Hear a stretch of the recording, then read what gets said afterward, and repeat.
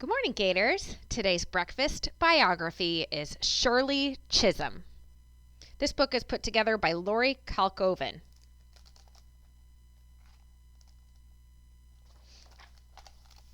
Have you ever dared to dream when people said you shouldn't even try? Have you fought for something you believed in? Maybe you have a secret dream or goal that you think is too impossible to ever achieve. If any of those things are true of you, then you should meet Shirley Chisholm. Shirley Chisholm was the first African American woman ever elected to Congress. She was also the first African American person, male or female, to seek the nomination for President of the United States from either the Democratic or Republican Party, the two major political parties in America. Shirley didn't win, but she opened the door for women and for African Americans who came after her. A lot of politicians wanted Shirley to stay out of public life, but she wouldn't. She famously said, "If they don't give you a seat at the table, bring a folding chair." When she was asked why she ran for president, she answered, "Why not? Why not dare to dream?" Once you meet Shirley, you'll be inspired to dare to dream too. Shirley Anita St. Hill was born in Brooklyn, New York on November 30th, 1924. Her mother was from Barbados. Her father was a factory laborer from Guyana. Times were hard for the family, and Shirley's parents wanted the best for her and her two younger sisters. When Shirley was 3 years old, they made the decision to bring the girls to Barbados. Shirley and her sisters lived on a farm with their grandmother while their parents struggled to earn a living in Brooklyn. Shirley missed her parents, but she later said, "Granny gave me strength, dignity, and love. I learned from an early age that I was somebody." Shirley went to school in a one-room schoolhouse. It was a strict school, but she learned to write and read easily. After school each day, she and her sisters did chores on the farm. They collected eggs from the chickens and ducks and fed the cows, sheep, and goats. Shirley learned to take pride in her work on the farm. When their chores were done, the girls also played and swam at the island beaches. About 7 years later, Shirley left the peaceful island for the busy streets of Brooklyn. It was the Great Depression, a time when many people struggled to find work, but Shirley's parents wanted their children with them. Her father worked in a factory and a bakery, and her mother was a seamstress and cleaned other people's houses. They were poor, but they were together. In school, Shirley was placed in a lower grade because she hadn't been taught American history in Barbados. She started to cause trouble in class. It wasn't long before her teachers realized she was bored and should be in a higher grade. From then on, she was a great student. Shirley's father loved to read. He read the newspapers every day and was always reading books. He inspired Shirley to love reading too. He talked about politics at the dinner table and encouraged his daughters to be interested in government.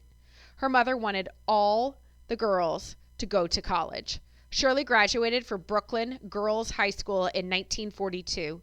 Her grades earned her scholarships to top colleges, but those scholarships didn't pay for room and board. She decided to live at home and go to Brooklyn College. Shirley studied sociology at Brooklyn College and thought she would like to be a teacher. She won prizes for debating. A debate is a formal discussion in which people argue different sides of the same question. Shirley's professors told her that her debate skills would serve her well in politics. When she graduated from Brooklyn College in 1946, Shirley began working as a preschool teacher. At the same time, she studied for her master's degree at Columbia University. She also met and married Conrad Chisholm. At home in Brooklyn, Shirley got involved in local politics. She joined Democratic clubs and worked to help black candidates get elected to local offices. Then, after years of helping other people get elected, Shirley decided to run for office herself. In 1964, she was elected to the New York State Assembly. She was one of just 4 women in the assembly, and she worked to pass bills to increase funding for daycare and to help working people. Shirley was a success and won the respect of the people she represented in Brooklyn. It wasn't long before she began to think about a higher office, the United States Congress. In the late 1960s, supporters asked Shirley to run for the United States Congress. A race to win a seat in the House of Representatives would be long and hard. Shirley wasn't convinced she should run. One night, a poor woman came to her door in Brooklyn and said she and her friends wanted Shirley to be their candidate. She gave me a dirty envelope containing $9.62 in nickels, dimes, and quarters. Shirley said. The woman promised to raise money every week, and Shirley promised to run. Shirley never had as much money as the men she ran against, but she ran a new kind of campaign. She spoke to the women voters in her district, something the other candidates never did. She also spoke Spanish to her Spanish-speaking neighbors and encouraged everyone to register to vote. She drove through her neighborhood in a truck and spoke through a loudspeaker. I'm fighting Shirley Chisholm, she told them. She wanted people to know she would stick up for them and fight for them, and she asked them to vote for her. Shirley told the voters that she was unbought and unbossed.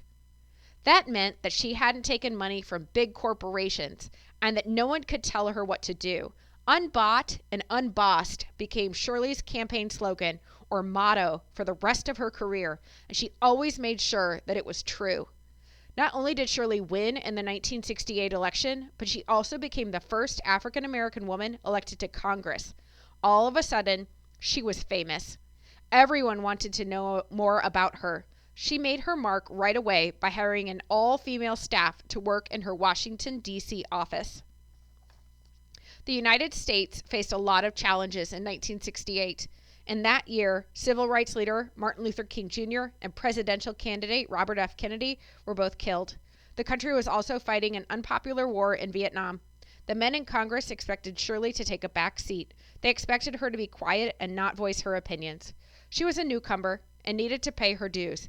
That meant that other representatives in Congress who had been there longer than Shirley got their requests answered first.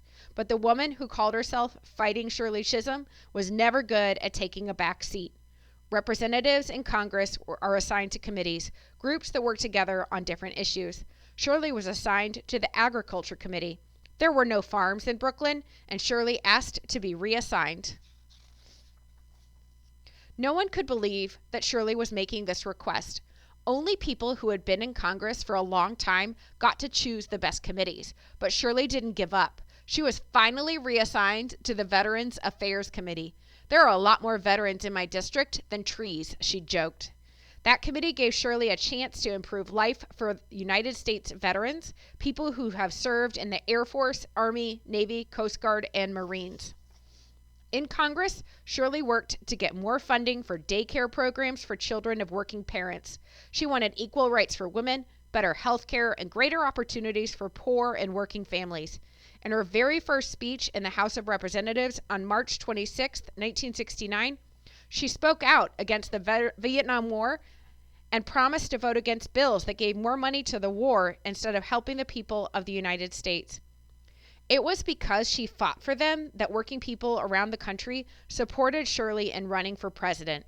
An African American woman had never sought the presidential nomination from either the Democratic or Republican Party before, but that didn't bother Shirley. On January 25, 1972, at the Concord Baptist Church in Brooklyn, New York, Shirley announced she was running for president of the United States. I am not the candidate of Black America, although I am black and proud, Shirley said when she announced she was running for president. I am not the candidate of the women's movement of this country, although I am a woman and I'm equally proud of that. I am the candidate of the people of America. From the beginning, Shirley's campaign was an uphill battle. She had a lot less money than the men she was running against. Many people treated her campaign like a joke. Even though Shirley met with a lot of obstacles, she didn't give up. She didn't win enough votes in the Democratic primaries to be the party's nominee, but she became the very first African American woman to have her name entered as a nominee at the Democratic and Republican national conventions, or where each party decides on who their nominee for president will be. The party also decides on a statement on what the president's goals will be should he or she be elected. This party statement is known as a platform. George McGovern won the Democratic Party's nomination and lost the November election to President Richard Nixon, who was the Republican candidate. Shirley believed that her campaign would make it possible for more women and more African Americans to run for president and to be taken seriously. "The door is not open yet, but it is ajar," she said. After the election, Shirley got back to work in Congress. She continued to fight for the causes she believed in and to work with other representatives to pass laws. Shirley served a total of 14 years in Congress before she decided to retire in January 1983. She left Congress, but Shirley didn't give up the fight. She taught politics at Mount Holyoke College in Massachusetts and co-founded a political group for Black women. She also remained active in the Democratic Party and worked on other candidate campaigns. In 1993, President Bill Clinton asked Shirley to be the U.S. ambassador to Jamaica, but by that time she was in poor health. She lived a quiet life in Florida until she passed away on January 1st, 2005. The world continues to be inspired by Shirley. In 2015, President Barack Obama awarded her with the Presidential Medal of Freedom after her death. And in 2020, she became the first woman to have a public statue dedicated to her in Brooklyn. The 40-foot tall structure combines a statue of Shirley with an image of the United States Capitol building. Seats around the statue bear the names of women who have followed in her footsteps and have been elected to the U.S. Congress. Shirley would be proud of those honors. She would be even more proud of the inspiration she became for women and men all over the world who dreamed of running for political office and thought perhaps they couldn't or shouldn't pursue their dream. Shirley Chisholm had the courage to dream. She had the courage to stand up for change. And now that you've met her, don't you think you can do the same? But wait, there's more. We're going to turn the page and learn about the 3 branches of the U.S. federal government and how voting works. If you would like to learn these things from these pages, go ahead and put this book on hold. I'll check it out to you and put it out front, and you can come and pick it up. There's even a fun quiz at the very back. Thanks for listening to our breakfast biography about Shirley Chisholm this morning, Gators. I hope you have a great day.